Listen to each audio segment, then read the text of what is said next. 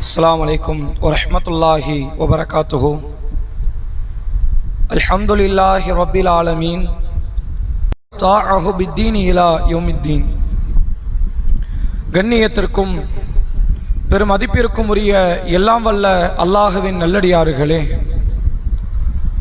அல்லாஹுடைய பேரருளால் வாரந்தோறும் வெள்ளிக்கிழமை நடைபெறக்கூடிய மார்க்க சொற்பொழிவு நிகழ்ச்சியில் இந்த வாரம் அமல்களின் சிறப்புகள் என்கிற தலைப்பின் கீழ் இஸ்லாமிய மார்க்கம் எந்தெந்த செயல்களில் அல்லாஹ்விடத்தில் நீங்கள் நற்கூலிகளில் அதிகத்தை பெறலாம் என்று வழிகாட்டிய செயல்களை குறித்த தொடரை இன்ஷா அல்லாஹ் இந்த வாரம் முதல் நாம் அறிந்து கொள்ள இருக்கிறோம். இந்த தொடரை நாம் ஆரம்பிப்பதற்கு முன்னால் அமல்களின் சிறப்புகள் என்ற இந்த பெயர்ல ஒரு புத்தகம் ஒன்று உண்டு. தமிழ் பேசக்கூடிய முஸ்லிம்களில் குறிப்பாக தப்லீக் ஜமாத்தை சார்ந்த சகோதரர்கள் சகோதரிகளுக்கு இந்த புத்தகம் ரொம்ப பரிச்சயமான புத்தகம். குர்ஆனை வாசிக்காதவர்கள் கூட இந்த புத்தகத்தை வாசித்திருப்பார்கள். அதுக்கு அவங்க எவ்வளவு முக்கியத்துவம் கொடுத்திருப்பாங்க என்பதை நீங்கள் சிந்தித்து பார்க்கலாம். அது உண்மையிலேயே தமிழ் புக்கான்னு கிட்ட கிடையாது. அரபியில் எழுதப்பட்ட ஃபதாயிலுல் அமால் என்ற புத்தகத்தினுடைய தமிழ் மொழிபெயர்ப்பு தான் அமல்களின் சிறப்பு. இந்த தலைப்பை குறித்து தெரிந்து கொள்வதற்கு முன்னால் அந்த புத்தகத்தை பற்றி சில தகவல்கள் நாம் தெரிந்து கொள்ள வேண்டும். இது ஏறத்தாழ தமிழ் பேசக்கூடிய அந்த தப்லீக் ஜமாத் சகோதரர்கள் முதல்ல ரெக்கமெண்டேஷன் பண்றது இந்த புக்கை வச்சோம். தாலீம் ஓதுங்க, வீடுகளில் கண்டிப்பா என்ன செய்யுங்க, தாலீம் ஓதுங்கன்னு சொல்லி இந்த புக்கை அவங்க ரெக்கமெண்ட் பண்ணுவாங்க.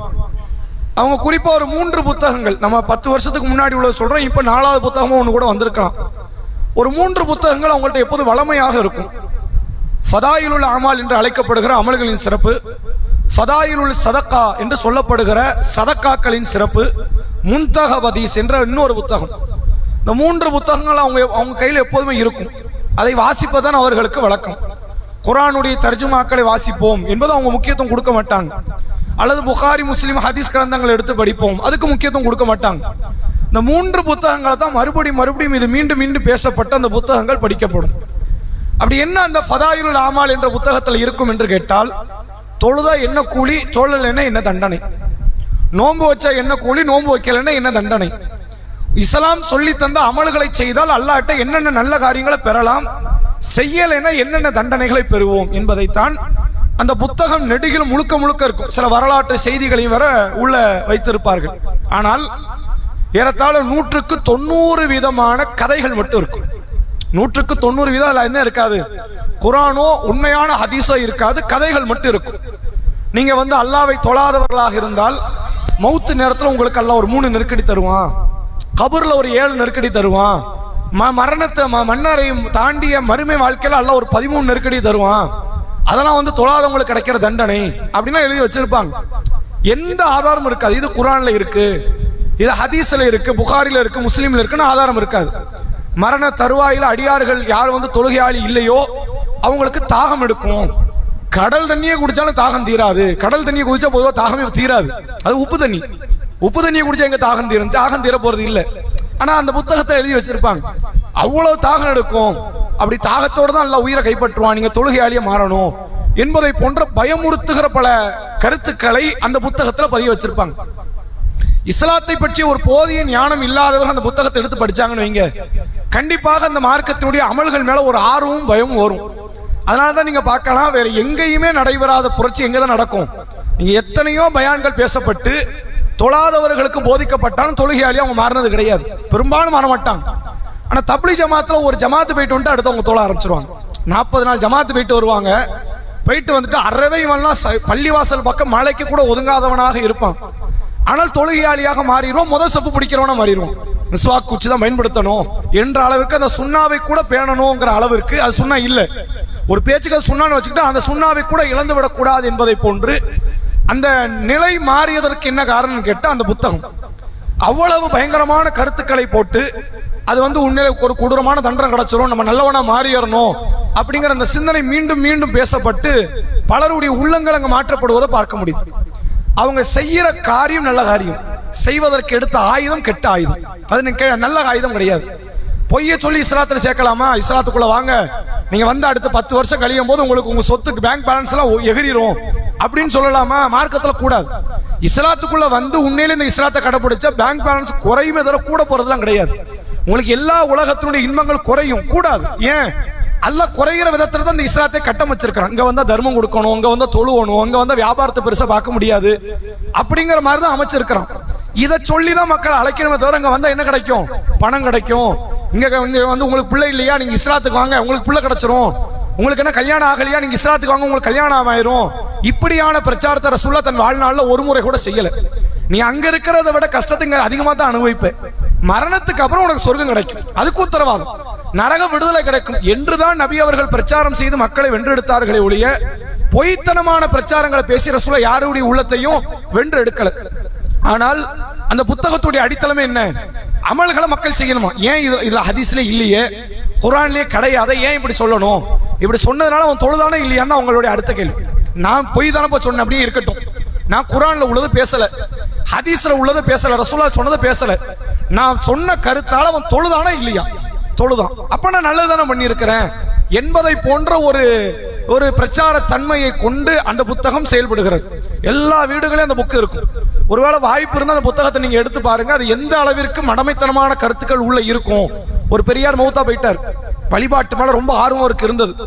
அந்த பெரியாரை கொண்டு போய் கபர்ல அடக்கம் பண்றாங்க. அடக்கம் பண்ணும் போது அந்த கபர்ல வந்து என்ன ஒரு ஓட்டை விழுந்துருது.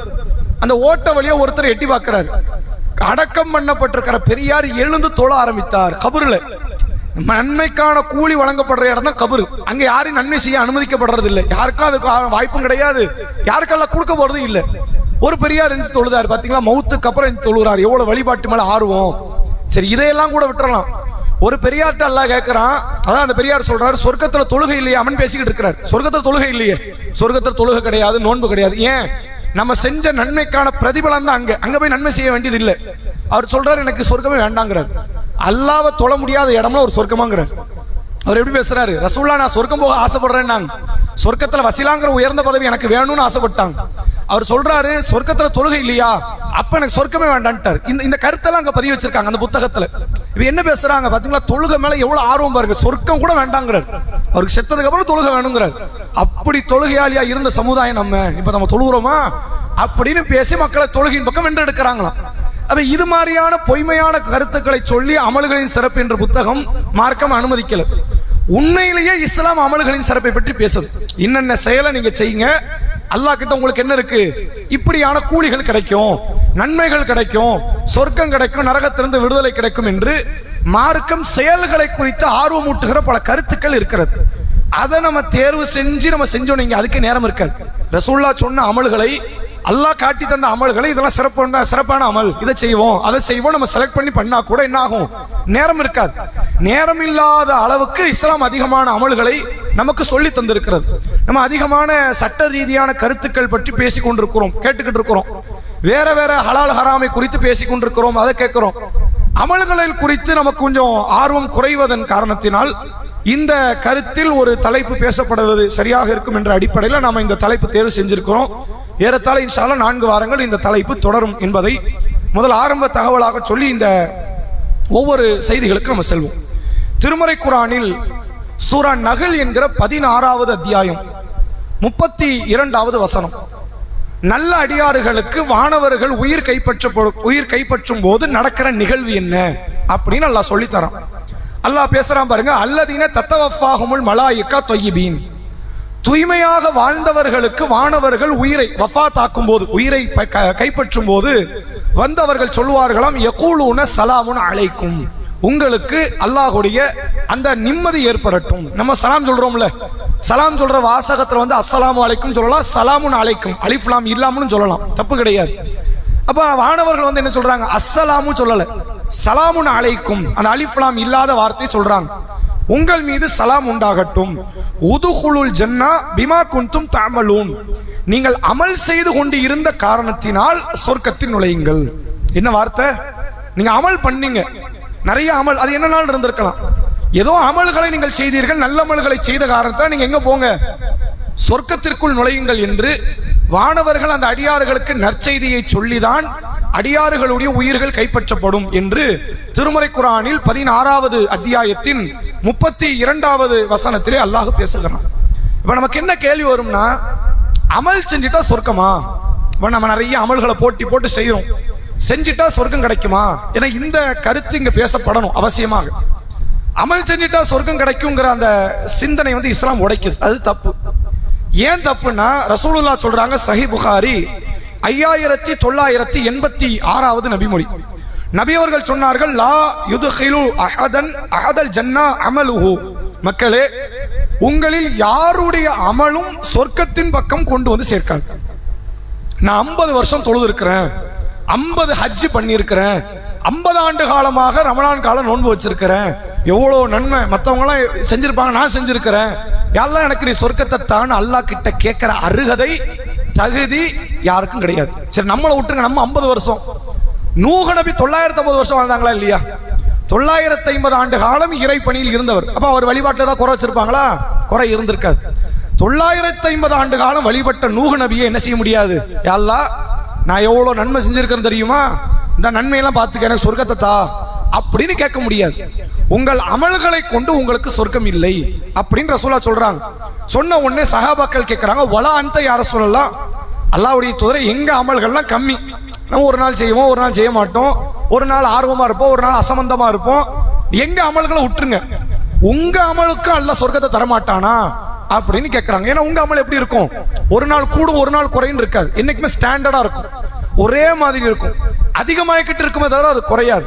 அப்படிப்பட்ட இடத்துல நீங்க அமல் செய்து கொண்டிருக்கிறீங்க, உங்க அமல்கள் கூட உங்களை சுவனத்தில் சேர்க்காதா அப்படின்னு கேட்கும்போது நபி அவர்கள் சொன்னார்கள், வலா அன, ஆமாம், என்னுடைய அமல்கள் என்னை சொர்க்கம் சேர்க்காது, இல்லா ஐயத்த கம்மதனி அல்லாஹு பி மகஃபிரத்தி வ ரஹ்மா, அல்லாஹ் அவனுடைய அருளால், அவனுடைய மன்னிப்பால் என்னை மன்னித்து எனக்கு அருள் செய்யாமல், எனக்கு அருளை சூழ்ந்து கொள்ளாமல் எனக்கு என்ன கிடைக்காது?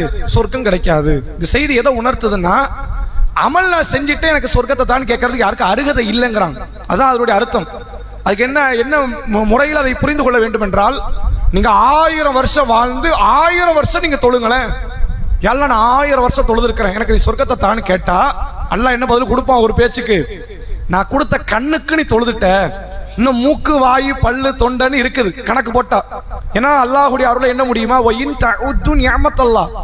அல்லாஹ்வுடைய அருளை என்ன நினைத்தால் லா துஹ்ஸூஹா, அதை உங்களால் என்ன முடியாதுங்கிறான். நான் கொடுத்தத கோடிக்கணக்கில் இருக்குது, நீ ஒரு அருளுக்கு முடிச்சிருக்கிற. ஒரு பேச்சுக்கு நீங்கள் பிறந்ததுல இருந்து சுப்ஹானல்லாஹ் சுப்ஹானல்லாஹ் சுப்ஹானல்லாஹ் மூச்சு விடாம, சாப்பிடாம, மலஜலம் கழிக்காம, தூங்காம, எந்த விதமான பொழுதுபோக்கில் ஈடுபடாம, பிறந்த நொடியிலிருந்து சாகர நொடி வரை நீங்கள் சுப்ஹானல்லாஹ் சொன்னா கூட மூச்சு காத்துக்கு வேணா முடியும். இன்னும் மூச்சு காத்து விட்டுக்கிட்டே இருந்தீங்க, அதுக்கு சுப்ஹானல்லாஹ் சொல்லிட்டீங்க, அதுக்கு தான் பொருந்துமே ஒழிய எதுக்கு பொருந்தாது? இன்னும் கண்ணுக்கு, மூளைக்கு, வாயுக்கு, கை காலுக்கு, தாய் தந்தைக்கு, மனைவிக்கு, கணவனுக்கு, பிள்ளைக்கு, உணவுக்கு அப்படின்னு அவன் பட்டியல் போட்டா நீங்க அதை நம்ம நிவர்த்தி செய்ய முடியுமா? இது நம்ம இல்லை, நம்ம ரசூலுல்லாஹ் நினைச்சாலும் முடியாது, இப்ராஹிம் நபி நினைச்சாலும் முடியாது. உலகத்தினுடைய எந்த இறை தூதர்கள், எந்த நல்லவர்கள் நினைத்தாலும் அல்லாஹ்வுடைய அருளுக்கு ஏத்த மாதிரி நான் அமல் செஞ்சு முடிச்சிட்டேன், இப்ப என் சொர்க்கத்துக்கு ஏத்த மாதிரி நான் அமல் செய்ய ஆரம்பிச்சிட்டேன்னு யாராலும் செய்ய முடியாது. அப்ப நம்ம செஞ்ச அமல்லாம் என்னது? அவன் மலை அளவுக்கு அதை விட பிரம்மாண்டமான அருள் கொடுத்திருக்கிறான். நம்ம தூசி துரும்பு அளவுக்கு தான் நம்ம செய்ய போறோம். 1000 வருஷம் நீங்க செஞ்சாலும் தூசி துரும்புக்கு தான் அது இணையா இருக்கும். அவன் இந்த அமலை வச்சுக்கிட்டு சொர்க்கத்தை தான் கேட்க முடியாது. அவன் அருளா அனுப்புவான். அவன் எப்படி நம்மளை அனுப்ப போறான்? போனா போட்டு நீ சொர்க்கம் போ, நீ சொர்க்கத்துக்குலாம் ஒன்றும் பாடுபடல, நானா உனக்கு சொர்க்கத்தை கொடுக்குறேன், அப்படித்தான் அல்லாஹ் கொடுக்க போறானே ஒழிய, நிறைய தொழுது இருக்கிறான்ப்பா இவனுக்கு முக்கியமான சீட்டை கொடுங்க நல்லா கொடுக்க போறது இல்லை, அப்படி உங்களுக்கு கிடைக்காது என்று அல்லாஹ்வுடைய தூதர் அவர்கள் சொன்னார்கள். இது எதுக்கு நம்ம நினைவுபடுத்துறது தெரியுமா? அமல் குறைஞ்சிடணுங்கிறதுக்காக இல்லை. அப்ப அமல் செய்ய வேண்டாம், அமலை குறைச்சிடும், அதான் அமலை கொண்டு இல்லையாமே அப்படிங்கிறதுக்கு இல்லை. அமல் நான் செஞ்சது எனக்கு சொர்க்கம் தராம விட்டுருவான் அவன் அப்படிங்கிற எண்ணத்தை நீங்கள் வளர்த்துக் கொள்ளாதீர்கள். நீங்கள் என்ன பாடுபட்டாலும், எவ்வளவு அமல் செய்தாலும், ஏன்னா அந்த அமல் செஞ்ச போதே கூடுதல் சைத்தான் இதை ஏத்துவான், கிபுரை ஏத்துவான், தலக்கணம் ஏறும். அப்படியே நம்மள மாதிரி தஹஜ்ஜத் தொழுங்க யார் இருக்கிறா? எல்லாரும் 4 மணிக்கு 4:30க்கு கடைசி நேரத்தில் வித்திர மட்டும் அறக்க பறக்க தொழுவாங்க. 2 மணிலேருந்து தொழுதுகிட்டு இருக்கிறேன், பல வருஷமா தொழுவுறேன்னு பேசுவாங்க. இப்படி இந்த கிபர் ஏறுது இல்ல, இதுக்குத்தான் அல்லாஹ்வுடைய ரசூல் பாடம் நடத்துறாங்க. நீங்கள் அமல் செய்து சொர்க்கத்தை அடைய போறது இல்லை, அல்லாஹ் அவன் அருளாலத்தான் சொர்க்கத்தை உங்களுக்கு தர இருக்கிறான் என்று அல்லாஹ்வுடைய திருத்தூதர் அவர்கள் சொன்ன செய்தி பார்க்க முடிகிறது. அதே போன்று இந்த நன்மைக்குரிய காரியங்களாக அல்லாஹ்வுடைய ரசூல் சொல்வதற்கு முன்னால் நன்மையை அடையணுங்கிறதுக்கு தூண்டிய சில நிகழ்வுகளை நீங்க பாருங்க. அல்லாஹ்வுடைய ரசூல் அவர்கள் சொன்னார்கள், சஹீஹ் புகாரி 3140வது நபிமொழி. நபி அவர்கள் சொன்னார்கள், மன் ஷஹீத அல்லாஹ் இலாஹ இல்லல்லாஹ், அல்லாஹுவை தவிர வணக்கத்திற்குரிய வேறு யாரும் இல்லை என்று சாட்சி சொல்லி, வஹ்தஹு அவன் தனித்தவன், லா ஷரீக லஹு அவனுக்கு இணையாக யாரும் இல்லை, வ அன்ன முஹம்மதன் அப்துஹு வ ரசூலுஹு முஹம்மது அவர்கள் அல்லாஹ்வுடைய அடியார், அல்லாஹ்வுடைய திருத்தூதர் அவர்கள், வ அன்ன ஈசா அப்துல்லாஹி வ ரசூலுஹு ஈசா அலைஹிஸ்ஸலாம் அவர்களும் அல்லாஹ்வுடைய அடியார், அல்லாஹ்வுடைய தூதர் என்று ஒருவர் ஒப்புதல் வாக்குமூலம் கொடுத்து, வ கலிமத்துஹு அல்காஹா இலா மரியம், இந்த ஈசா அல்லாஹ் மரியமுடைய வயிற்றில் போட்ட வார்த்தை, மேலும் ஒரு ரூஹ மின்ஹு அல்லாஹ்வின் புறத்தில் இருந்து வந்த உயிர், ஒல் ஜன்னத்து ஹக்குன் சொர்க்கம் உண்மை, ஒன் நாரு ஹக்குன் நரகம் உண்மை என்று யார் ஒப்புதல் வாக்குமூலம் கொடுக்கிறாரோ, அது ஹலகுல்லாஹுல் ஜன்னா அலாமா கான மினல் அமல், அவர் செய்த செயலின் காரணமாக அவர் சொர்க்கம் செல்கிறார். ரசூல் என்ன சொல்றாங்க தெரியுதா? அல்லாவை ஏத்துக்கணும், அல்லாவை தவிர வணக்கத்துக்கு வேறு யாரும் இல்லை, அவன் தனித்தவன், அவனுக்கு இணையாக யாரும் இல்லை. முகமது நபி அவர்கள் அல்லாஹ்வுடைய தூதர், அல்லாஹ்வுடைய அடியார். ஈசா நபி அவர்கள் அல்லாஹ்வுடைய தூதர், அல்லாஹ்வுடைய அடியார். மரியமுடைய வயிற்றில் அல்லாஹ் போட்ட வார்த்தை, அல்லாஹுவால் கொடுக்கப்பட்ட உயிர் என்று ஏற்று சொர்க்கம் உண்மை நரகம் உண்மை என்று யார் ஒப்புதல் வாக்குமூலம் கொடுக்கிறாரோ அவர் சொர்க்கவாசின்னு வரல. ரசூல்லா சொல்றாங்க, அதுஹலகுல்லாஹுல் ஜன்னா அலாமா கான மினல் அமல், அவர் செய்த நன்மையின் காரணமாக அவரை அல்லாஹ் சொர்க்கத்தில் அனுப்புகிறான். எது முக்கியம்? சுவனத்திற்கு ஆசைப்படக்கூடிய அத்தனை பேருமே நாம் தெரிந்து கொள்ள வேண்டும், நன்மைகள்ல கொஞ்சம் கூடுதலா செஞ்சுக்கணும். செயலை வச்சு அல்லாஹ் சொர்க்கத்தை கொடுக்கிறான். அதிகமான நன்மைகள் நம்ம ஈடுபடுவதற்கு முயற்சி செய்ய வேண்டும் என்பதை சஹீஹ் புகாரி 3140வது நபிமொழியில் அல்லாஹ்வுடைய ரசூல் அவர்கள் சொல்லித் தருகிறார்கள். அதே போன்று இன்னொரு செய்தி நீங்க பார்க்கலாம். ரசூலுல்லாஹ் சொல்றாங்க, இந்த செய்தி சஹீஹ் புகாரி 5379வது நபிமொழி. மாமின் அபதின் கால லா இலாஹ இல்லல்லாஹ், எந்த அடியார் வணக்கத்திற்குரியவன் அல்லாஹ்வை தவிர வேறு யாரும் இல்லை என்ற லா இலாஹ இல்லல்லாஹ்வை சொல்லி சும்ம மாத்த அலா தாலிக், அதே நிலையில் அவர் மௌத்தாகி விடுகிறாரோ, லா இலாஹ இல்லல்லாஹ் சொன்ன நிலையில் அவர் மௌத்தாகி விடுகிறாரோ, இல்லா தஹலல் ஜன்னா, அவர் சொர்க்கம் நுழையாமல் இருக்க போவதில்லை. கண்டிப்பா அவர் எங்க போவாரு? சொர்க்கம் போயிருவார். லா இலாஹ இல்லல்லாஹ் ஒருவர் சொல்றாரு, அதே நிலையில் அவர் மௌத்தானால் அவர் சொர்க்கம் போய் விடுவார் அப்படின்னு ஒரு நபித்தோழர், இந்த செய்தி அறிவிக்கிற நபித்தோழர் ரசூலாட்ட கேட்கிறாங்க.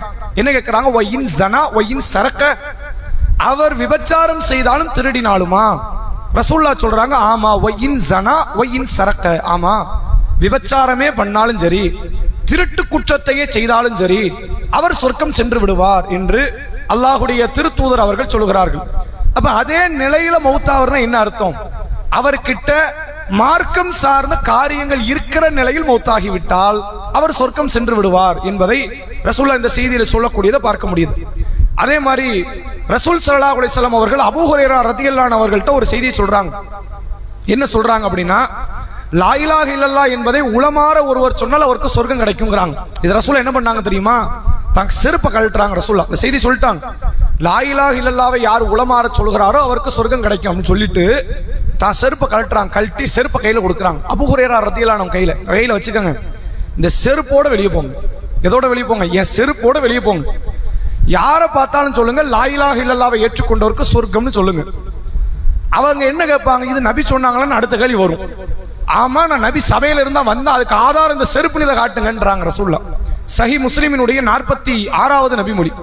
பின்அலை ஹாத்தைனி ஃபமன் லகீத மின் வராஇ ஹாதல் ஹாயித், இந்த செய்தியை யாராவது உங்கள்கிட்ட கேட்கும்போது இந்த செருப்போட நீங்க போங்க அப்படின்னு ரசூலுல்லாஹ் சொல்லி என்ன அவர் வாழ வேண்டும் என்றால், அஷ்ஹது அல்லா இலாஹ இல்லல்லாஹ் முஸ்தயீகினன் பிஹா கல்புஹு, உளமாற உறுதியாக யார் லா இலாஹ இல்லல்லாஹ் என்பதை ஏற்றுக்கொள்கிறாரோ ஃபபஷ்ஷிருஹு பில் ஜன்னா, அவருக்கு சொர்க்கத்தை குறித்த நற்செய்தி இருக்கிறது என்பதை என் செருப்பை கொண்டு போய் நீங்க சொல்லுங்க என்று அல்லாஹ்வுடைய திருத்தூதர் அவர்கள் சொன்ன செய்தி நம்ம பார்க்க முடிகிறது.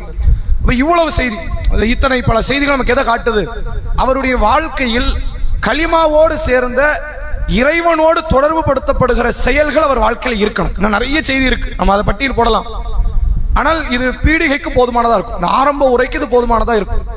எனவே நம்ம கலிமாவை சொல்லிட்டோம் என்று நின்று விடாமல் அதிகமான செயல்களை நம்மால் இயன்ற அளவிற்கு, நம்ம சக்திக்கு என்ன முடியுமோ, நம்ம சூழ்நிலைக்கு என்ன முடியுமோ அது மாதிரியான செயல்களை அதிகமாக செய்தால் அல்லாஹ்விடத்தில் சுவன பூஞ்சோலை நாம் பெறுவதற்கு வாய்ப்பு இருக்கிறது.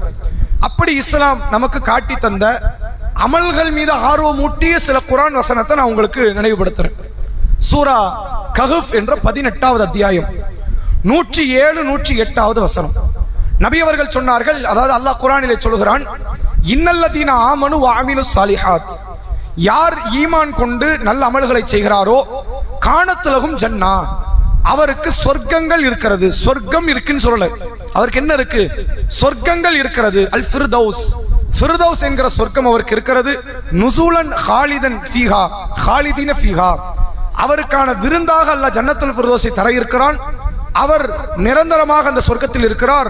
லா யபூன அன்ஹா ஹிவலா, அல்லாஹ் ரப்பல் ஆலமீன் குர்ஆனிலே சொல்கிறான், யார் ஈமான் கொண்டு நல்ல அமல்களை செய்து வாழுகிறாரோ அவருக்கு ஜன்னத்துல் ஃபிர்தௌஸ் இருக்கிறது, அதிலே அவர் நிரந்தரமாக இருப்பார் என்பதை 18வது அத்தியாயத்தில் அல்லாஹ் பேசுகிறான்.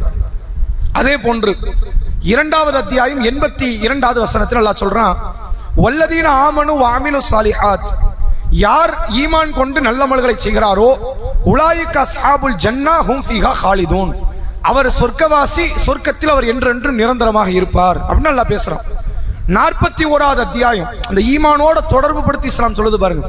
41வது அத்தியாயம் 30வது வசனம் அல்லாஹ் சொல்கிறான், இன்னல்லதீன காலு ரப்புனல்லாஹ் சும்மஸ்தகாமு, யார் அல்லாஹ்தான் என்னுடைய இறைவன் என்று சொல்லி அதிலே உறுதியாக இருக்கிறாரோ தத்தனஸ்ஸலு அலைஹிமுல் மலாயிகா, வானவர் அவரிடத்தில் இறங்கி வருகிறார், வந்து சொல்வாராம், அல்லா தகாஃபு வலா தஹ்ஸனு, நீங்கள் பயப்படாதீர்கள், நீங்கள் கவலைப்படாதீர்கள்.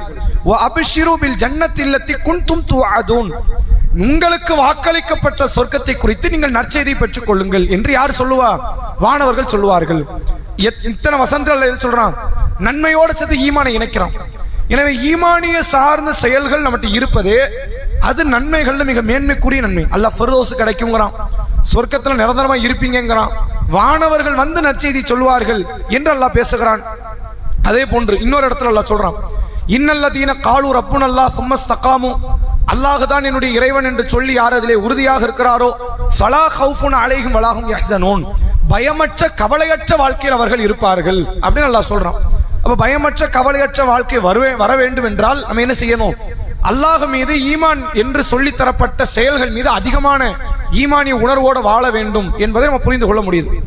அதே மாதிரி புகாரி என்கிற ஹதீஸ் கிரந்தத்தினுடைய 2581வது நபிமொழியை நீங்கள் பார்க்கலாம்.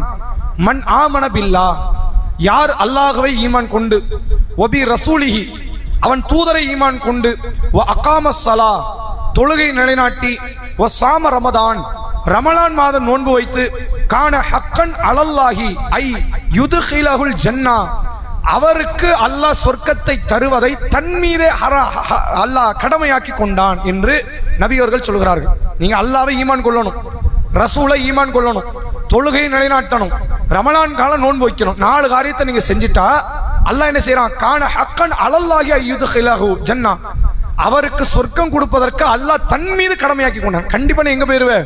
சொர்க்கம் போயிருவேன். அதுக்கு நான் வாக்குறுதி கொடுக்கிறேங்கிறான்.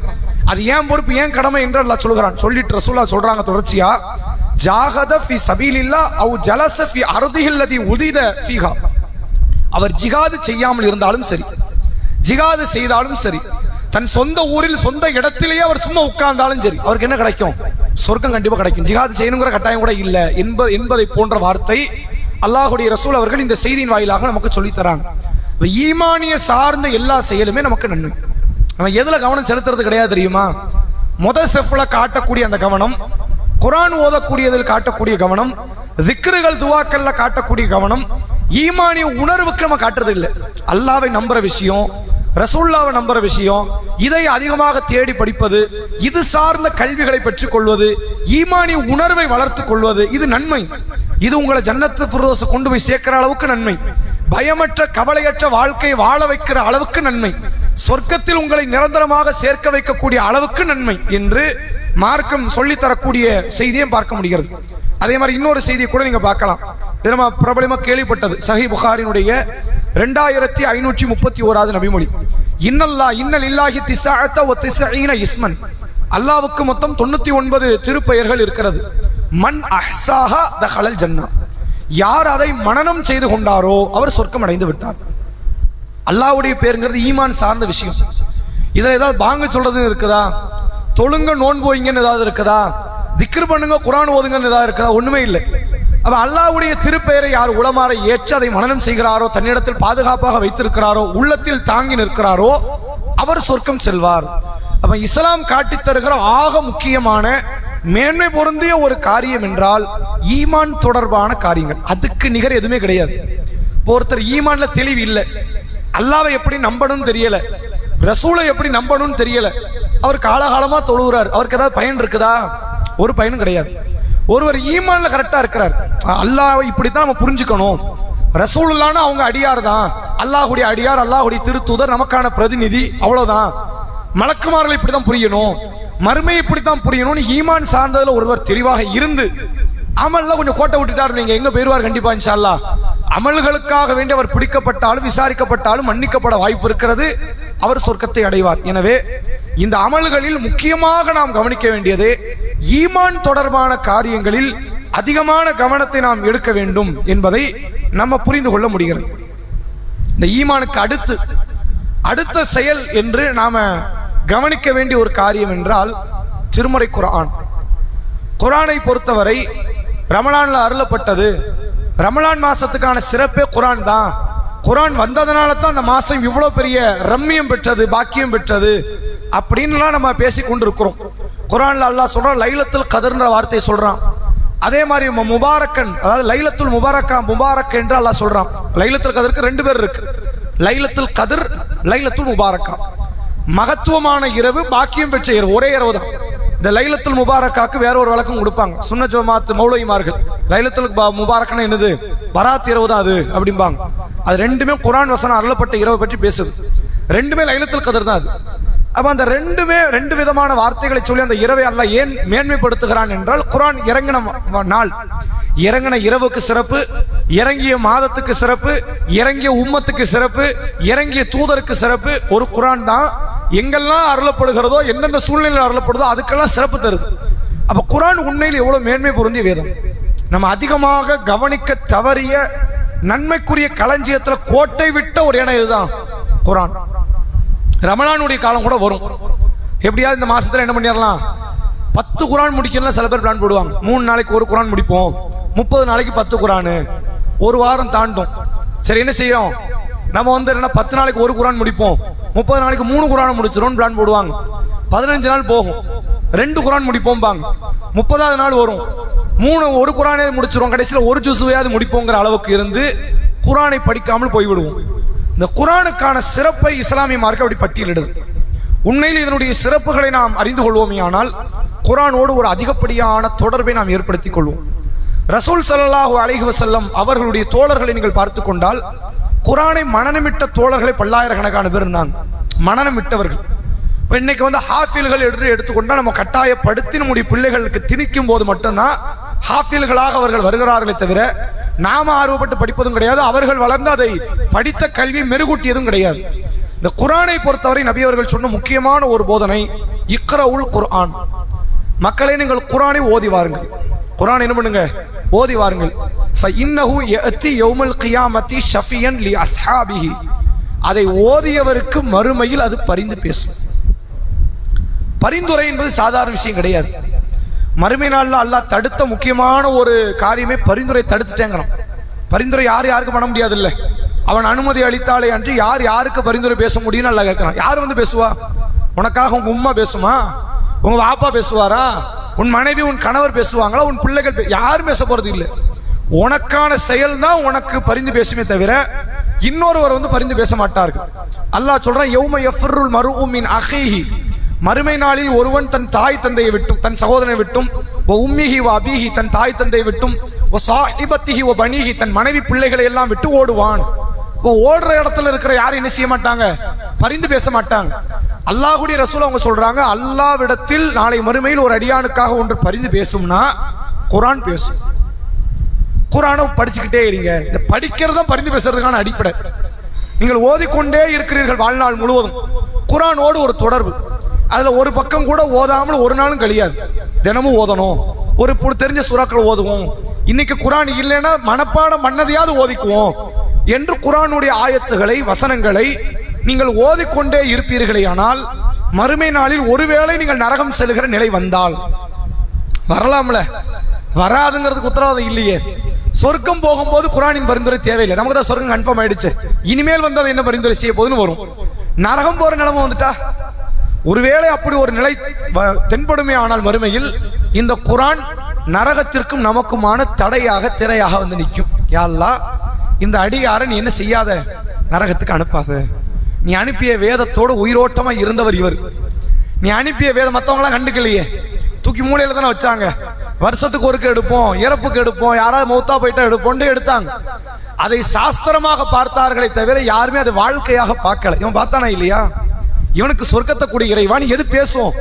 அல்லாஹ்வுடைய கலாம் பேசும், அல்லாஹ்வுடைய வார்த்தை பேசும். குர்ஆனை பொறுத்த வரைக்கும் மனிதர்கள் படைப்புகள், ஜீவராசிகள் படைப்பு. குர்ஆன் படைப்பாங்கிறதுல பெரிய சர்ச்சை இருக்கு. குர்ஆன் படைப்பா அல்லாஹ்வுடைய கலாம், அது படைப்புன்னு சொல்லக்கூடாதுங்கிறதுல சர்ச்சை இருக்கு. அப்ப மிக பரிசுத்தமான ஒரு இடத்துல எது இருக்குது? குர்ஆன். அந்த குர்ஆன் நாளை மறுமையில் ஒரு சாராருக்காக வேண்டி பரிந்து பேசும். யார் என்றால், யார் குர்ஆனை படித்தார்களோ, குர்ஆனை வாசித்தார்களோ, குர்ஆனோடு ஒரு தொடர்பில் இருந்தார்களோ. எவ்வளவு பெரிய மகத்துவம் வச்சு பாருங்க. அதே போன்று நபிகள் நாயகம் ஸல்லல்லாஹு அலைஹி வஸல்லம் அவர்கள் சொன்னார்கள், சஹீஹ் முஸ்லிமினுடைய 1329வது நபிமொழி, பில் குர்ஆனி மஅ சஃபரத்தில் கிராம் அல் பராரா. நபி அவர்கள் சொன்னார்கள், யார் குர்ஆனை அதற்கு உரிய முறையில் ஓதுகிறாரோ. குர்ஆனை வந்து என்ன சும்மா ஓதுறது இல்லை, அது ஒரு அரபு வாசகம் கிடையாது. குர்ஆன் எப்படி கிடையாது? அரபியில் இப்போ செய்தி வாசிப்பாங்கல்ல, செய்தி வாசிப்பாங்க, அரபிகளில் பேச்சாளர்கள் பேசுவாங்க, அது மாதிரியானது அல்ல குர்ஆன். குர்ஆனை ஓதுவதற்கு குன்னா செய்யறதும்பாங்க, அழுத்தி ஓதணும்பாங்க, சில இடத்துல மறைத்து ஓதுவதும்பாங்க, சில எழுத்துக்களை ஓதுவதற்கென்ற சில முறைகளை தர்த்தீபை இஸ்லாம் சொல்லித் தருது.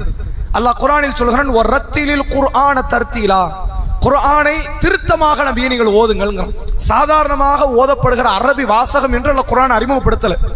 அந்த குர்ஆனை முறைப்படி யார் மனனமிட்டு ஓதுகிறாரோ, முழு குர்ஆனை மனனமிட்டு ஓதலாம், பாதி குர்ஆன் அது ஓதலாம், 10 ஜுஸ் அது ஓதலாம், 5 ஜுஸ் 2 ஜுஸ் தெரியுமா ஓதலாம், 1 ஜுஸ் தெரியுமா, அந்த குர்ஆனை அதற்குரிய முறையில் ஓதலாம். யார் குர்ஆனை அதற்குரிய முறையில் ஓதுகிறாரோ அவர் வானவர்களுடன் இருப்பார் என்று அல்லாஹ்வுடைய ரசூல் அவங்க சொன்னாங்க. சில இடங்கள்ல வானவர்களுக்கு ஒப்பு என்ற அர்த்தம் இதுக்கு வைக்கப்படும். அப்ப வானவர்களோடு இருப்பார்கள் என்றால் எவ்வளவு பெரிய மகத்துவம் அதுக்கு இருக்கும். குர்ஆனை மனனமிட்டு ஓதியவர்கள், திருத்தமாக ஓதியவர்கள். அதன் தொடர்ச்சியில் ரசூல் ஸல்லல்லாஹு அலைஹி வஸல்லம் அவர்கள் சொன்னார்கள், வல்லதி யக்ரவுல் குர்ஆன் வ யததஅனு ஃபீஹி வ ஹுவ அலைஹி ஷாக். யார் குர்ஆனை திக்கி தடுமாறி திணறலோடு ஓதுகிறாரோ, பல பேருக்கு ஓத தெரியாது. இன்னும் சொல்ல போனா உலகத்தில் ஆயிரக்கணக்கான மொழிகள் இருக்கு. மனிதர்களுடைய மத எண்ணிக்கையை விட மொழிகள் எண்ணிக்கை அதிகம். அத்தனை மொழி பேசக்கூடியவர்களுக்கு மத்தியில் எந்த வேதம் ஆதிக்கம் செலுத்துது? குர்ஆன் ஆதிக்கம் செலுத்துது.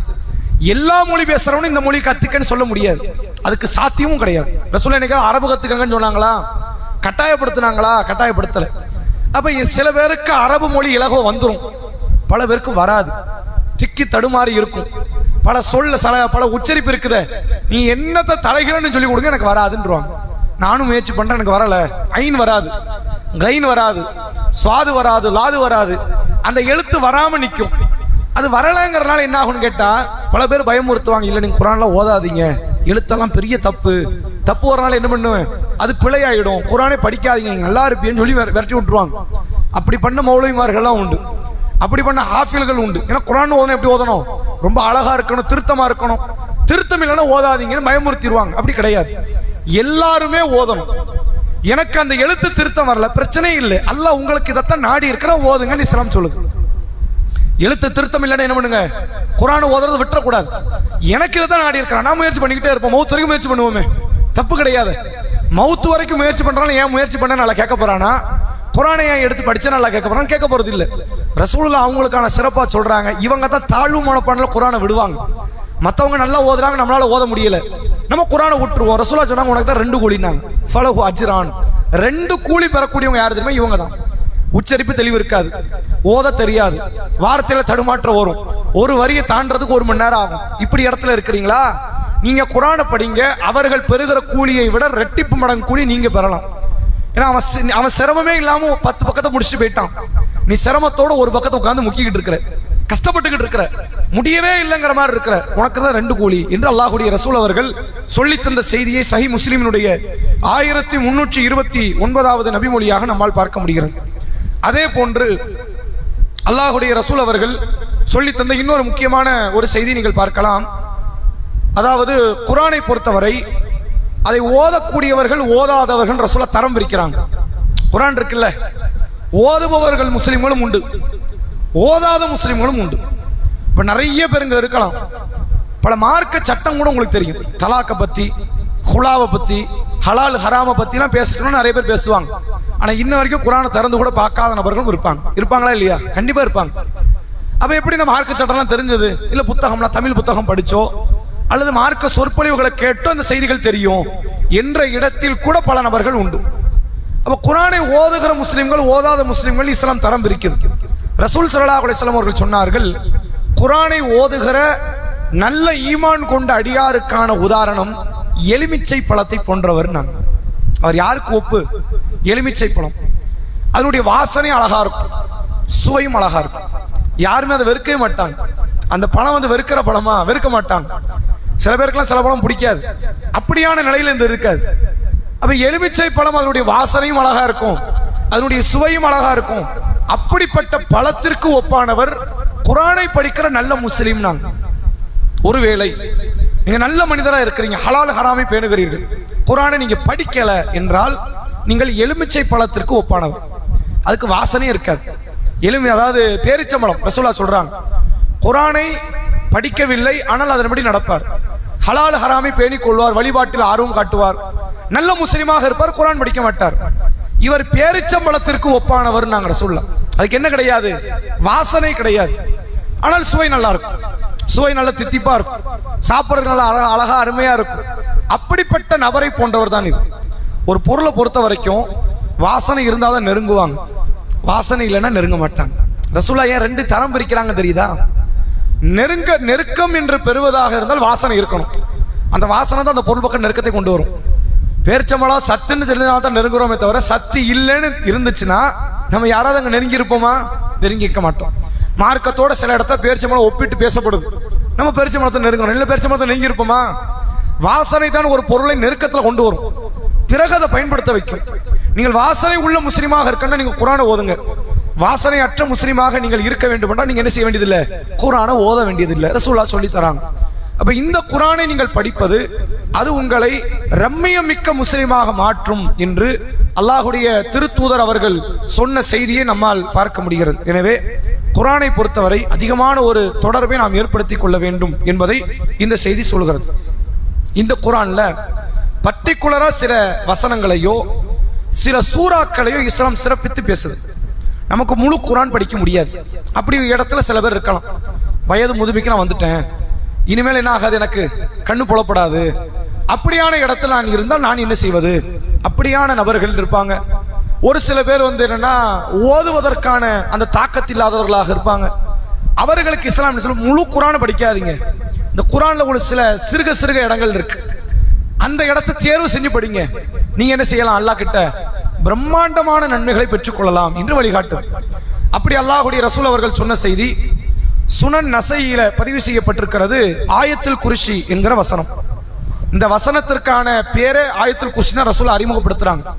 குர்சி என்ற வார்த்தை இடம்பெற்றிருக்கிற அந்த ஆயத் சூரா பக்கராவினுடைய 255வது வசனம், 3வது ஜுசுவுடைய முதல் பக்கத்திலே வரும். 3வது ஜுசு இருக்குல்ல, அந்த ஜுசுவினுடைய முதல் பக்கத்திலே நீங்க அதை பார்க்கலாம். அப்ப அந்த வசனத்தை பொறுத்தவரை ரசூலுல்லாஹ் சொல்றாங்க, மன் கரஅ ஆயத்துல் குர்சி, யார் ஆயத்துல் குர்சியை ஓதுகிறாரோ, ஃபி துபுரி குல்லி ஸலா மக்தூபா, ஃபர்லான ஒவ்வொரு தொழுகைக்கு பிறகும், ஃபர்ல் தொழுகை 5 தொழுகைக்கு பிறகும் யார் ஆயத்துல் குர்சியை ஓதுகிறாரோ, லம் யம்னாஹு மின் துஹூலில் ஜன்னா, இவருக்கு சொர்க்கம் செல்வதற்கு எந்த தடையும் இல்லை, இல்லா யமூத், மௌத்தை தவிர. இவருக்கு சொர்க்க தடையே இல்லை. நீங்க வளமே ஓதிக்கிட்டே இருக்கிறீங்க, நீங்க சுபுகு முடியுது ஆயத்துல் குர்சி ஓதுறீங்க, லுகர் முடியுது ஆயத்துல் குர்சி ஓதுறீங்க, அசருக்கு அப்புறம் மகரிபுக்கு அப்புறம் இஷாக்கு அப்புறம் ஓதிக்கிட்டே இருக்கிறீங்க. இப்ப மகரிபுக்கு அப்புறம் நீங்க ஓதி இருக்கிறீங்கன்னு வைங்களேன் ஒரு பேச்சுக்கு, அடுத்து இஷா வரதுக்குன்னு ஒரு 1/4 மணி நேரம் 1/2 மணி நேரம் பொழுது இருக்கும். இப்ப நீங்க மௌத்தாவறத தவிர வேற எந்த தடையுமே இல்லை நீங்க சொர்க்கம் போறதுக்கு. இப்ப நீங்க சொர்க்கவாசி. மகரிப் முடிஞ்சது, ஆயத்து குர்சி ஓதிட்டு வந்து உட்கார்ந்து இருக்கிறீங்க. நீங்க யாரு? இஸ்லாத்தின் பார்வையில நீங்க சொர்க்கவாசி. அப்ப சொர்க்கம் எப்ப போவோம்? மௌத் ஆயிட்டா போயிடலாம். மௌத் ஆயிட்டா போயிடலாம். மௌத்து மட்டும்தான் இப்ப தடை. மௌத் ஆயிட்டேன்னா உங்களுக்கு சொர்க்கம் கிடைக்கும் என்ற அளவிற்கு ஆர்வமூட்டப்பட்ட ஒரு வசனம் இந்த ஆயத்துல் குர்சி. ரசூலுல்லாஹ் இது அல்லாத பல செய்திகளையும் ஆயத்துல் குர்சி ஓத சொல்லியிருக்கிறாங்க. அப்படிலாம் பேச நம்ம டாபிக் திசை மாறிடும். அதனால இந்த ஆயத்துல் குர்சியினுடைய ஒரு சிறப்பை நீங்கள் புரிந்து கொள்ள வேண்டும் என்றால், இதை ஒவ்வொரு ஃபர்லான தொழுகைக்கு பிறகும் ஓதுவதற்கு நாம் முயற்சி செய்ய வேண்டும். இதெல்லாம் இலகுவா செய்யலாம். இது கஷ்டமான காரியம் இல்லை. எப்படி ஃபர்லு தொழுதாகணும், தொழுவலைன்னா அல்லாட்ட தண்டனை, கட்டாயமா தொழுதாகணுங்கிற ஒரு பயம். அந்த தொழுது முடிச்சுட்டு ஆயத்துல் குர்சி மிஞ்சி மிஞ்சி போனா அல்ஹம்து சூரா சைஸுக்கு இருக்கும். 20 நொடியில ஓதி முடிச்சிடலாம், 30 நொடியில ஓதி முடிச்சிடலாம். ஆனால் வளமையாக இதை நீங்கள் இதையும் ஃபர்லுன்னு முடிவு பண்ணிக்கோமே. அதையே நம்ம சுன்னான்னு ஆக்கணும், உபரியான நன்மைன்னு ஆக்கணும். இது ஒரு ஃபர்லு. தொழுது முடிச்சா இதை ஓதணுங்கிற மாதிரி மனநிலை நீங்கள் உருவாக்கி கொண்டு கட்டாயமாக ஓதக்கூடிய ஒரு வழக்கத்தை நீங்கள் கொண்டு வந்தால் கண்டிப்பாக உங்களுக்கும் சொர்க்கத்துக்கு மத்தியில் ஒரே ஒரு தடை தான், அது மௌத் மட்டும்தான். அதை ரசூலுல்லாஹ் சொல்லித்தராங்க. அதே மாதிரி அல்லாஹுடைய ரசூல் அவர்கள் சொல்லி தந்த இன்னொரு நன்மைக்குரிய ஒரு காரியம் என்று எடுத்துக்கொண்டால், நபிகள் நாயகம் ஸல்லல்லாஹு அலைஹி வஸல்லம் அவர்கள் குல் ஹுவல்லாஹு அஹத் என்கிற சூறாவை குறித்து சொல்லுகிறார்கள். உண்மையிலே இந்த சூறாவை மனப்பாடம் பண்ணாதவங்க யாருமே இருக்க மாட்டாங்க. அல்ஹம்து சூறா கூட எனக்கு திணறும், குல் ஹுவல்லாஹ் சூறா எனக்கு திணறாதுன்னு சொல்ற ஆட்கள் தான் உண்டு. அது திணறாது. இருக்கிறதுலயே குரானில் இதான் சின்னது கிடையாது. இதை விட சின்ன சூறா வேற இருக்கு. இதா ஜா நஸ்ருல்லாஹ் இதை விட சின்னது. இன்னாஅத்தைனா கல் கௌசர் இதை விட சின்னது. வல் அஸ்ர் இதை விட சின்னது. ஆனா இது ஏன் பிரபலியம்னா மறுபடியும் பேசப்பட்டது. இந்த அத்தியாயம் மீண்டும் மீண்டும் இந்த உம்மத்து மக்கள் மத்தியில் சொல்லப்பட்ட ஒரு 4 வரி விளக்கம். அப்ப இது யாருக்கும் தெரியாமலாம் கிடையாது, கட்டாயம் எல்லாருக்கும் தெரியும். நம்ம தனியா தொழுதா என்ன சூறா ஓதுவோம் யோசிச்சு பாருங்க. இதைத்தான் ஓதும். யாராவது ஒருத்தர் மாற்றமா இல்ல நான் கொஞ்சம் பெரிய சூறா தபாரக் சூறா எடுத்து ஓதுவோம், அர் ரஹ்மான் சூறா ஓத மாட்டோம். தனியா ஓதுனா சுன்னத்தான தொழுகையில ஏதோ ஓதுவோம். குல் ஹுவல்லாஹ் சூறா தான் மாறி மாறி வரப்போகுது. அதை தவிர்த்து நமக்கு எந்த சூறாவும் தெரியாதுங்கிற மாதிரி தான் அதை ஓதுவோம். ரசூலுல்லாஹ் அதனுடைய சிறப்பை குறித்து ஒரு இடத்தில் சொல்லக்கூடிய நிகழ்வை பார்க்க முடிகிறது. அதாவது நபிகள் நாயகம் ஸல்லல்லாஹு அலைஹி வஸல்லம் அவர்கள் சொல்கிறார்கள், அபூ ஹுரைரா ரலியல்லாஹு அவர்கள் அறிவிக்கிறாங்க, சமிய ரஜுலன் யக்ரவு குல் ஹுவல்லாஹு அஹத் அல்லாஹு ஸமத் லம் யலித் வலம் யூலத் வலம் யக்குல் லஹு குஃபுவன் அஹத்.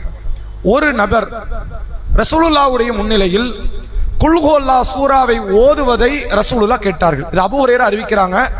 ஒரு நபர் ஓதுறாரு, ரசூலுல்லாஹ் அதை கேட்கிறாங்க. கேட்டுட்டு ரசூலுல்லாஹ் சொல்றாங்க வஜபத் அப்படிங்கிறாங்க. ரசூலுல்லாஹ் என்ன சொல்றாங்க? வஜபத். வஜபத் என்றால் அரபு வாக்கியத்துல உறுதியாகி விட்டதுன்னு அர்த்தம். உடனே அபூ ஹுரைரா ரலியல்லாஹு அன்ஹு கேட்கிறாங்க, வமா வஜபத், என்ன உறுதியாயிடுச்சு அப்படின்னு கேட்கிறாங்க. ரசூலுல்லாஹ் சொல்றாங்க, அல் ஜன்னா, சொர்க்கம் உறுதியாயிடுச்சு. ஒரு சூரா ஒரு முறை ஓதுனார். ரசூலுல்லாஹ் என்ன சொல்றாங்க? இவருக்கு சொர்க்கம் உறுதியாயிடுச்சுன்னாங்க.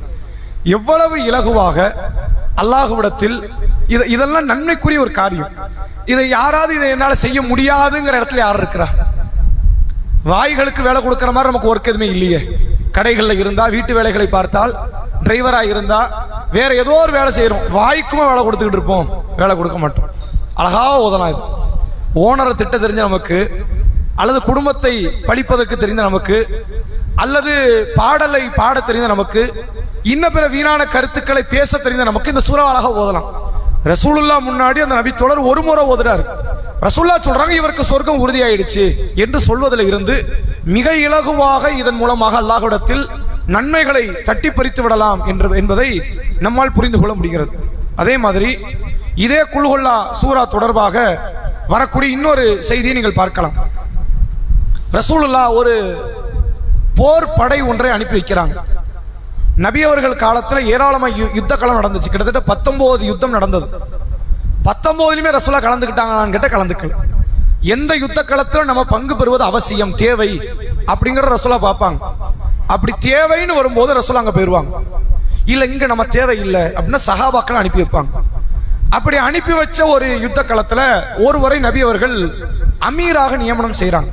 இவருடைய பொறுப்பு என்னன்னு கேட்டா, இவர் சொல்படி அந்த மக்கள் கேட்கணும், அந்த மக்களை வழி நடத்துவது இவருடைய பொறுப்பு.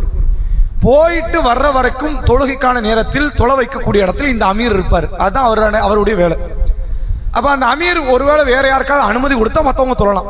அது வரைக்கும் அவர் தான் பள்ளிவாசல் இமாம். எப்படி அந்த மாதிரி அவர் அந்த கூட்டத்திற்கான இமாமாக திரும்பி வருகிற வரை செயல்படுவார். இவர் என்ன பண்றாரு, தொலை வைக்கிறாரு. இந்த லுஹர் அசர்ல என்ன ஓதுறாங்கன்னு தெரியாது, யாருக்கும் தெரியாது. இமாம் என்ன சூரா ஓதுறாங்க யாருக்கா தெரியுமா? தெரியாது. சுபுஹ் மகரிப் இஷால தெரிஞ்சிடும்.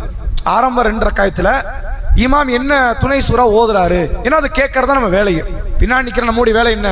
அல்லாஹ் குர்ஆனில் சொல்கிறான், இதா குரியல் குர்ஆன் ஃபஸ்தமிஉ லஹு, குர்ஆன் ஓதப்பட்டால் செவிதாழ்த்தி கேளுங்கள். வான்சித்து, நீங்கள் வாய் மூடி விடுங்கள். லஅல்லக்கும் துர்ஹமூன், நீங்கள் அருள் செய்யப்படுவீர்கள்ங்கறான்.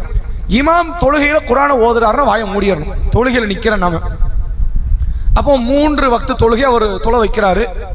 அதுல கிராத்தை சத்தமாக ஓதுகிறார்.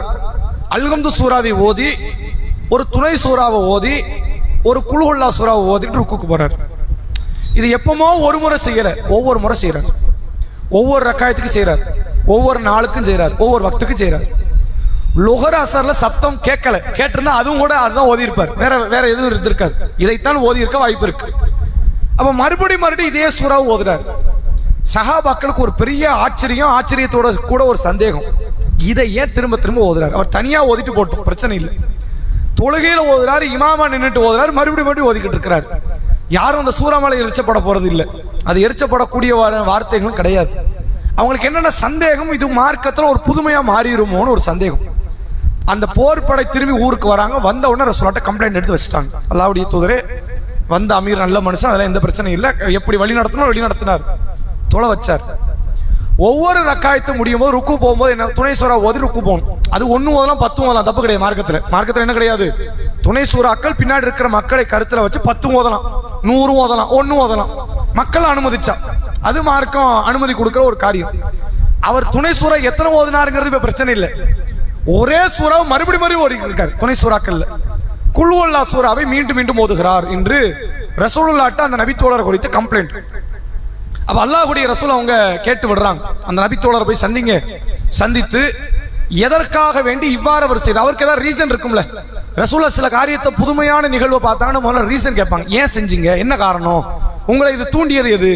எப்படி அல்லாஹ் ஷைத்தான் ரசூலுல்லாஹ் ஆதம் அலைஹிஸ்ஸலாமுக்கு சுஜூத் செய்யலன்னு உடனே அல்லாஹ் தண்டிக்கல, அத பாவம்னு அல்லாஹ் முடிவு எடுக்கல. மா மனஅக்க அல்லாஹ் தஸ்ஜுத இது அமர்த்துக், நான் கட்டளையிடும் போது உனக்கு சுஜூது செய்ய விடாமல் உன்னை தடுத்தது எதுன்னு அல்லாஹ் கேட்கிறான். அவன் பதில் தான் அல்லாஹ் கடுமையான கோபம் வந்துச்சு. அவன் சுஜூது செய்யலங்கிறது பிரச்சனை இல்லை, கொடுத்த பதில் எப்படி, நாம் பெரியவன். அப்ப கேள்வி கேட்டு அதற்கான பதிலை அறிந்து அதுக்கப்புறம் தீர்ப்பு சொல்ற ஒரு வழக்கம் ரசூலுல்லாஹ்ட்ட இருந்தது. அப்ப ரசூலுல்லாஹ் இது நிறைய இடங்கள் நடந்திருக்கும், இது ஒரு இடம் இல்லை, இது மாதிரி பல இடங்களை நீங்க பார்க்கலாம். அப்ப இந்த இடத்துல ரசூலுல்லாஹ் என்ன கேட்கிறாங்க, அந்த நபர்கிட்ட கேளுங்க, ஏன் அதை மறுபடியும் ஓதுனாரோ அவர் சொல்லட்டும் அப்படின்னு கேட்கிறாங்க. அப்ப அவர் சொல்றாரு, யா ரசூலல்லாஹ் இன்னி உஹிப்புஹா, நான் அந்த சூறாவை விரும்புகிறேன். சில அறிவிப்புல எப்படி வருதுன்னா சிஃபத்துல்லா, இது அல்லாஹ்வுடைய வர்ணனை. அல்லாஹ் பத்தி அல்லாஹ் குர்ஆன்ல எப்படிலாமோ பேசுறான், விதவிதமான முறையில் அல்லாஹ் தன்னை பற்றி வர்ணிக்கிற வார்த்தைகள் நிறைய இருக்கு. குல்ஹுல்லா சூறாவை தூக்கி சாப்பிடுற அளவுக்குலாம் பல வார்த்தைகள் அல்லாஹ் சொல்றான் சில இடத்துல. ஆனா அங்கேயும் இங்கேயுமா தான் பிரிஞ்சு கிடக்கும். ஒரே இடத்துல தன்னை பற்றி ரத்தின சுருக்கமாக சொல்ற இடம் எது? அது குல்ஹுல்லா சூரா. குல்ஹுல்லா சூராவை ஓதுவதை உஹிப்புஹா, அதை நான் விரும்புகிறேன் என்று அந்த நபித்தோழர் சொல்கிறார். பாங்க முடியும்.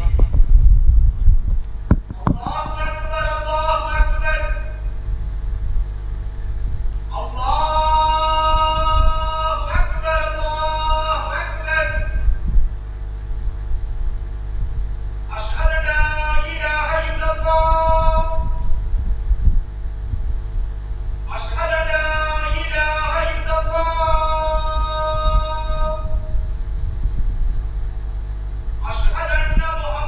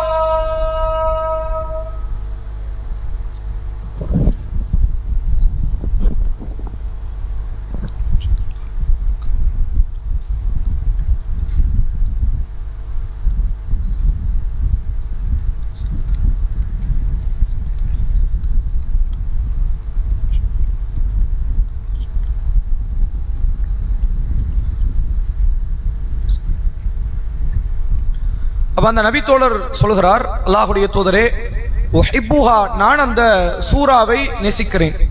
காரணம் அல்லாஹுடைய வர்ணனை குறித்து பேசுகிறது, அது ஓதுறது எனக்கு ரொம்ப பிடிச்சிருக்கு, நான் அதனால் அதை நேசித்தத காரணத்தினால் அதை நான் ஓதுகிறேன் அப்படிங்கிறாங்க. அப்ப அல்லாஹுடைய ரசூல் அவர்கள் சொல்லுகிறார்கள், இன்ன ஹுப்பஹா, அதை நீ நேசித்த காரணமாக அது ஹலக்கல்லாஹு அல்லாஹ், அது ஹலக்கல் ஜன்னா, அது உன்னை சொர்க்கத்தின் பக்கம் நுழைத்து விட்டது என்று அல்லாஹுடைய ரசூல் அவர்கள் சொல்லித்தரக்கூடிய செய்தியை நம்ம பார்க்க முடிகிறது. அதை நேசிச்சதனாலே அவர் எங்க போயிட்டாரு? சுவனத்திற்குரியவராக மாறிவிட்டார். திருமிதி என்ற ஹதீஸ் கிரந்தத்தினுடைய 2826வது நபிமொழியாக பதிவு செய்யப்பட்டிருக்கு. இதே செய்தி முஸ்லிம்ல வேற ஒரு வார்த்தையில எப்படி வருதுன்னா, யாருக்காக வேண்டி இந்த சூறாவை நீங்க நேசிச்சு ஓதுனீங்களோ அந்த அல்லாஹ் உங்களை நேசிக்கிறான் என்று அல்லாஹுடைய ரசூல் அவர்கள் சொன்ன செய்தி பார்க்க முடியும். இதெல்லாம் மிக இலகுவா, இது சிரமப்பட வேண்டியது இல்லையே. கொஞ்சம் யோசிச்சு பாருங்க. இல்ல மற்றதெல்லாம் வந்து தஹஜ்ஜத் ரொம்ப கஷ்டம், அதெல்லாம் செய்ய முடியாது, அதுக்கு சாத்தியப்படாது, பெரும்பான்மையான மக்களுக்கு கிடைக்காது. இது கிடைக்காதா? குல் ஹுவல்லாஹ் சூரா ஓத கிடைக்காதா? அப்படி கிடையாது. மிக இலகுவாக செய்யக்கூடிய ஒரு காரியம் சூரா, அதாவது சூரா பக்ராவில் இடம்பெறக்கூடிய ஆயத்துல் குர்சியை ஒவ்வொரு ஃபர்லான தொழுகைக்கு பிறகு ஓத முடியாதா? ஓதலாம். அப்ப இது மாதிரியான சின்ன சின்ன காரியங்கள். இது போன்ற இன்னொரு செய்தியையும் சொல்லி, இந்த குல் ஹுவல்லாஹ் தொடர்பான இன்னொரு செய்தியை சொல்லி உரையை நிறைவு செய்கிறேன். ரசூலுல்லாஹ் காலத்தில் இன்னொரு கம்ப்ளைண்ட், இதே குல் ஹுவல்லாஹ் சூரா வச்ச ஒரு கம்ப்ளைண்ட் வருது. சஹீஹ் புகாரில் இந்த செய்தி பதிவு செய்யப்பட்டிருக்கு. நபிகளாட்ட சுபுகு தொழுகையில் ஒரு நபித்தோழர் வரார். வந்தவர் என்ன செய்யறாருன்னா, அல்லாஹுடைய தூதரே, என் அண்டை வீட்டாரை பற்றிய பஞ்சாயத்து, இது ஒரு பிரச்சனை, நான் அதைத்தான் உங்கள்கிட்ட பிராவா கொண்டு வந்திருக்கிறேங்கிறார். நான் இரவு போய் தூங்க போறேன், என் அண்டை வீட்டார் சூரா இஹ்லாஸை ஓதுகிறார், குல் ஹுவல்லாஹ் சூராவை ஓதுகிறார். அவர் குர்ஆன் ஓதுனது பிரச்சனை இல்லை, குல் ஹுவல்லாஹ் சூரா ஓதுனது என்ன கிடையாது, பிரச்சனை இல்லை. இரவு முழுக்க ஓதுறார், அதுவும் பிரச்சனை இல்லை. அந்த ஒரு சூறாவையும் மறுபடி ஓதிக்கிட்டே இருக்கிறார். என் குர்ஆன்ல வேற சூறா இல்லையா? இருக்கு. அவருக்கு தெரியாதா? தெரியும். ஆனா ஒரே சூறாவை மறுபடி ஓதிக்கிட்டு இருக்கிறார். நீங்க என்னன்னு கேளுங்க அப்படிங்கிறாங்க. ரசூல் அந்த செய்தியில, அந்த சம்பவத்துல அந்த நபித்தோட்ட கூப்பிட்டு கேட்டாங்க. இந்த செய்தியில யாரையும் கூப்பிட்டுலாம் கேட்கல. கம்ப்ளைண்ட் கொண்டு வந்த நபித்தோட்ட ரசூலா சொல்றாங்க, உங்களுக்கு தெரியாதா, குர்ஆனில் சூரா இஹ்லாஸ் என்பது 3ல் ஒரு பகுதி என்பது உங்களுக்கு தெரியாதா? நாங்க குர்ஆன் மொத்தம் 3 பகுதியா பிரிச்சா அதுல ஒரு பகுதிக்கு நிகரானது எது? சூரா இஹ்லாஸ் ஒரு முறை ஓதுவது. இது 2 விதமான அர்த்தம் இதுக்கு வழங்கப்படுது. முதல் நம்ம எல்லாரும் புரிஞ்சுக்கிட்ட ஒரு விளக்கம் என்ன? அது நன்மை. 30 ஜுசுல 10 ஜுசு ஓதுனா என்ன நன்மையும், குல் ஹுவல்லாஹ் சூரா ஒரு முறை ஓதுனா அது நன்மை. அப்ப 3 முறை ஓதுனா ஒரு குர்ஆனை ஓதி முடித்த நன்மை. அந்த விளக்கம் இது கொடுக்கப்படுது. இது அல்லாத இன்னொரு விளக்கம் என்னன்னு கேட்டா, குர்ஆனை பொறுத்தவரை 3 விதமான தத்துவத்தை நிலைநாட்டும். ஏகத்துவம், தூதுத்துவம், மறுமை. இந்த 3 தான் மறுபடியும் பேசும். அல்லாஹ் வந்து மலக்குமார்களை பத்தி பேசுறான், சொர்க்க நரகத்தை மற்ற எல்லாம் நிறைய விஷயத்தை பேசுறான், வரலாறை பத்தி பேசுறான். நீங்க 3ஆ அந்த குர்ஆனை பிரிச்சா ஏகத்துவத்துக்கு ஒரு பெரும் பகுதி எல்லாம் கொடுத்திருப்பான். தான் யாரு, தான் எப்படிப்பட்டவன், தன்னுடைய தன்மைகள் என்ன, குணம் என்ன, இந்த ஏகத்துவம் குர்ஆன்ல 3ல் ஒரு பகுதி இருக்கும். 3ல் இன்னொரு பகுதி என்னவா இருக்கும்? தூதுத்துவத்தை பத்தி பேசுவோம். தூதர்னா யாரு, அவங்க வேலை என்ன, அவங்க சமுதாயத்துக்கு என்ன நடந்துச்சு, தூதுத்துவத்தை. 3வது பகுதி என்ன இருக்கும்? மறுமை. மறுமை, கபரு, சொர்க்கம், நரகம், மறுமையினுடைய விசாரணை, அது தொடர்பாக இருக்கும். இப்படியும் சில விளக்கம் கொடுக்கப்படுது. 3ல் ஒரு பகுதி என்ன? ஒட்டுமொத்த ஏகத்துவ குர்ஆனுடைய ஏகத்துவத்தையே இந்த சூறால சொல்லப்படுதுன்னு ஒரு விளக்கம் உண்டு. குர்ஆனில் 10 ஜுசுவை ஓதியதற்கான நன்மை இதற்கு வழங்கப்படுகிறது என்பதும் ஒரு விளக்கமாக இதற்கு வழங்கப்படுகிறது என்று பார்க்க முடியுது. எனவே மிக இலகுவாக அல்லாஹ்விடத்தில் நன்மையை பெறுவதற்கான ஒரு வாய்ப்பு என்பதை இந்த நேரத்தில் உங்களுக்கு மத்தியில் நினைவுபடுத்திக் கொண்டு இதனுடைய தொடரை அடுத்த வாரத்தில் இன்ஷா அல்லாஹ் பார்ப்போம். நாளைய தினத்தில் கேள்வி நிகழ்ச்சியாக எதுவும் இல்லை, இது ஒரு பயான் நிகழ்ச்சியாக நாளைக்கு நடக்குங்கிறத உங்களுக்கு, இது வேற தலைப்பு, நாளைக்கு நடைபெறக்கூடியது. சுப்ஹானக்கல்லாஹும்ம பிஹம்திக அஷ்ஹது அல்லா இலாஹ இல்லா அன்த அஸ்தக்ஃபிருக வ அத்தூபு இலைக். நாளை மறுநாள் இன்ஷா அல்லாஹ் காலை 10:30 மணி அளவு இளைஞர்களுக்கான ஒருங்கிணைப்பு நிகழ்ச்சி நம்முடைய பள்ளி சார்பாக ஏற்பாடு செய்யப்பட்டிருக்கிறது. சகோதரிகள் உங்கள் வீடுகளில் உள்ள பள்ளி பருவ, கல்லூரி பருவ மாணவர்களை முக்கியத்துவம் வாய்ந்த இந்த நிகழ்ச்சிக்கு அனுப்பி வைக்கும்படி கேட்டுக்கொள்கிறோம். அஸ்ஸலாமு அலைக்கும்.